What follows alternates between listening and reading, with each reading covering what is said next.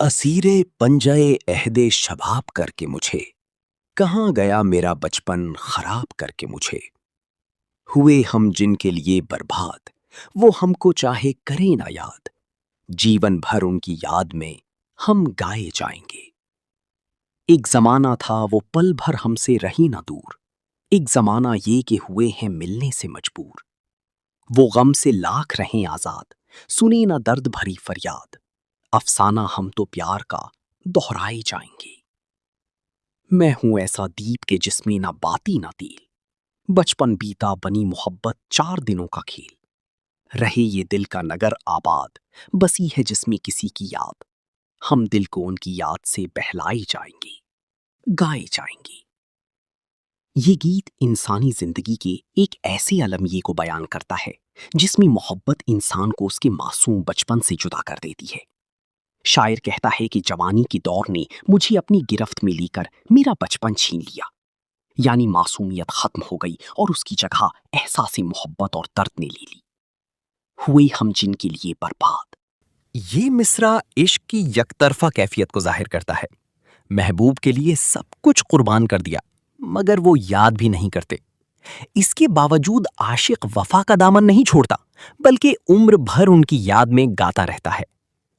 ایک وقت تھا کہ محبوب ایک لمحے کے لیے بھی دور نہ ہوتا تھا، اور اب حالت یہ ہے کہ ملاقات بھی مشکل ہو گئی ہے۔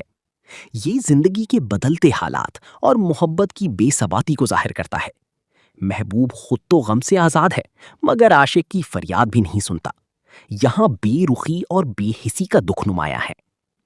میں ہوں ایسا دیپ کہ جس میں نہ باتی نہ تیل۔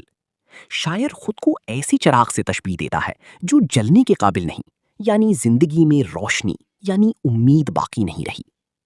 بچپن ختم ہو گیا اور محبت ایک وقتی کھیل ثابت ہوئی، مگر اس کے اثرات پوری زندگی پر چھا گئے۔ دل ایک بستی کی طرح ہے جس میں محبوب کی یاد آباد ہے۔ عاشق اسی یاد کی سہاری زندگی گزارتا ہے اور اپنے دکھ کو گیتوں میں بیان کرتا رہتا ہے۔ یہ گیت محبت کی ناکامی، وقت کی بے وفائی اور انسانی جذبات کی گہرائی کا آئینہ دار ہے۔ محمد رفیع کی آواز اس درد کو اس قدر سچائی سے پیش کرتی ہے کہ سننے والا خود کو اس کہانی کا حصہ محسوس کرتا ہے۔ ناظرین، چینل کو سبسکرائب کریں، دوستوں میں شیئر کریں۔ شکریہ، ہمیشہ مسکراتے رہیے۔ خدا حافظ۔ محمد رفیع صغیر کی موسیقی میں اگر درد، سوز اور دل کی گہرائیوں سے نکلنے والی آواز کا ذکر ہو تو سب سے پہلے نام آتا ہے محمد رفیع کا۔ ان کی آواز صرف سوار نہیں تھی بلکہ ایک احساس تھی، ایک کیفیت تھی جو سیدھی دل میں اتر جاتی تھی۔ محمد رفیع جب درد بھرے گیت گاتے تھے تو یوں محسوس ہوتا تھا جیسے وہ خود اس دکھ کو جی رہے ہوں۔ ان کی آواز میں ایک عجیب سی سچائی اور خلوص تھا جو سننے والے کو اپنے ماضی، اپنی محرومیوں اور اپنی ادھوری خواہشوں کی یاد دلا دیتا تھا۔ یہی وجہ ہے کہ ان کے گائے ہوئے اداس گیت صرف سنے نہیں جاتے بلکہ محسوس کیے جاتے ہیں۔ الفاظ کی خوبصورتی بھی ان کے گیتوں کا ایک اہم حصہ ہے۔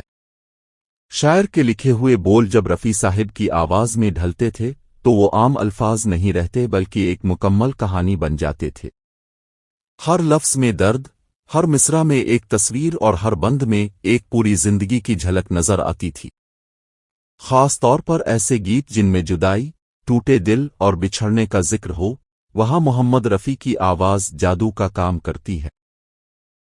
ان کی آواز میں وہ تاثیر تھی کہ سننے والا خود کو گیت کا کردار سمجھنے لگتا ہے، جیسے یہ کہانی اسی کی اپنی ہو۔